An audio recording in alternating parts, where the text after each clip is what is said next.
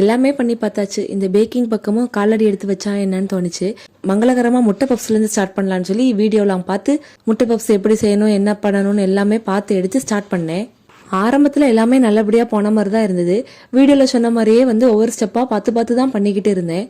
முத செஞ்சு பாக்குறோம், எதுக்கு 7 8 செஞ்சு தூர போடணும், 1 2 செய்வோமேன்னு சொல்லிட்டு ஒரு 2 பப்ஸ் வர மாதிரிக்குள்ள மாவு தான் நான் ரெடி பண்ணி அதுக்குள்ள ஸ்டஃபிங்கும் நான் ரெடி பண்ணி எல்லாமே வச்சுட்டேன். இந்த ஸ்டஃபிங் எல்லாம் உள்ள வச்சு பார்க்கும்போது ஐயோ நம்மளா இவ்வளவு அழகா பண்ணிருக்கோம்னு நினைச்சேன். எப்பண்டா ரெடி ஆகும்னு சொல்லிட்டு பாத்துக்கிட்டே இருந்தேன் இந்த சின்ன பிள்ளை மாதிரி. அப்பந்தான் இந்த பேக்கிங்க்கும் நமக்கும் ஏணி வச்சாலும் எட்டாதுன்னு புரிஞ்சுது.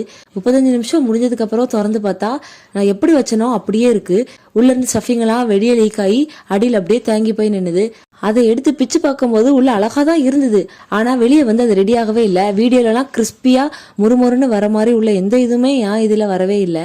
இனிமேல் அதை பண்றேன் இதை பண்றேன்னு எதுவுமே பண்ணக்கூடாதுன்னு அப்ப முடிவெடுத்துட்டேன்.